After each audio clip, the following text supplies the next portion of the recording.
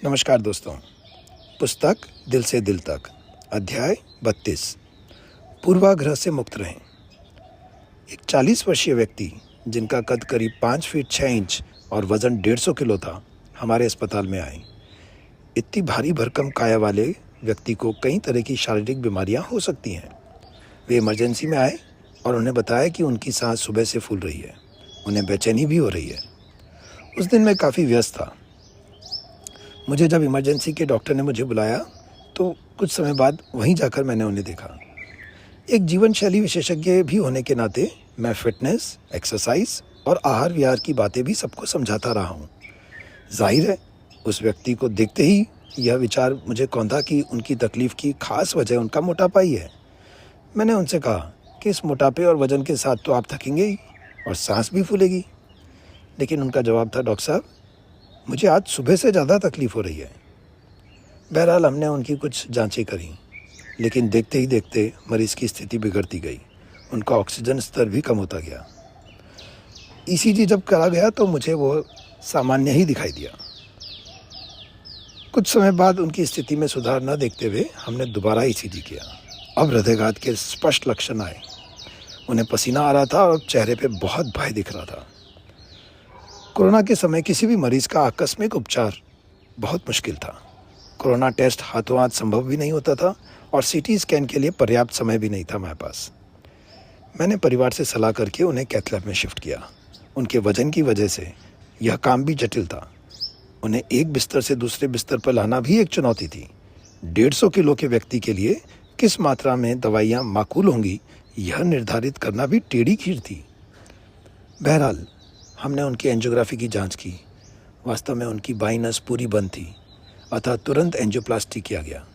उनकी स्थिति में थोड़ा सुधार हुआ। 3-4 दिनों में हमने उन्हें सफलतापूर्वक डिस्चार्ज किया। मुझे खुशी हुई कि अंततः मैं उनका ठीक से डायग्नोसिस और इलाज कर सका। डिस्चार्ज के समय मैंने उन्हें समझाइशें दी और बताया कि अब उन्हें अपना वज़न कम करने का पूरा प्रयास करना चाहिए। उन्होंने भी मेरी बात मानने का वचन दिया।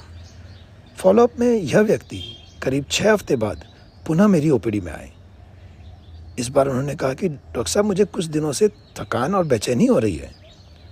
मुझे फिर उनके लक्षणों की कोई स्पष्ट वजह दिखाई नहीं दी। मैंने उनकी ईसीजी और अन्य जांचें करी जो सामान्य थी। मैंने उन्हें समझाया कि आप वज़न कम करने से ही ठीक होंगे। वे उठे और मेरी ओपीडी से विदा लेते हुए बोले, डॉक्टर साहब, आपकी सभी बातें ठीक हैं, मगर पूरे शरीर में इतना दर्द है कि मैं तो आसानी से कुर्सी से भी नहीं उठ पा रहा हूँ। यह सुनकर मुझे यकायक एक दुर्लभ बीमारी का ख्याल आया। मुझे लगा संभव है कि ये लक्षण इनके सिर्फ मोटापे की वजह से नहीं है। मैंने तय किया कि उनकी खून की एक और जांच कराई जाए। उस जांच की रिपोर्ट से पता चला कि एक दवा का उनकी मांसपेशियों पर विपरीत असर पड़ रहा है। स्टैटिन नाम की यह दवा कभी कभी हमारे शरीर की मांसपेशियों को खराब कर डालती है, जिसकी वजह से इस तरह के लक्षण हो सकते हैं।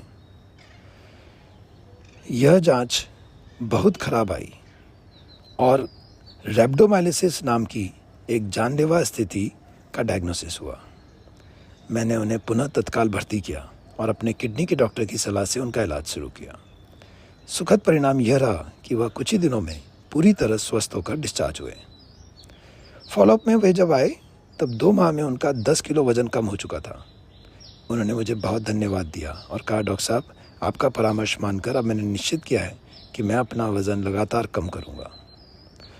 दोस्तों, वह तो अपनी यह बात कहकर चले गए, लेकिन इस प्रकरण से मैंने हमेशा के लिए यह सीख ली कि अपने किसी पूर्वाग्रह की वजह से मैं उपचार के विकल्पों पर विचार बंद करने की गलती न कर बैठूं। हर एक विपत्ति या रोग में सुनिश्चित उपचारों के अलावा कुछ और भी कारण ढूंढे जाने चाहिए। मैं भाग्यशाली था कि दोनों बार मैं गलती करने से बचा और उस मरीज का ठीक उपचार हो सका। यह सबक मेरे जीवन की एक अनमोल निधि बन गया है। धन्यवाद।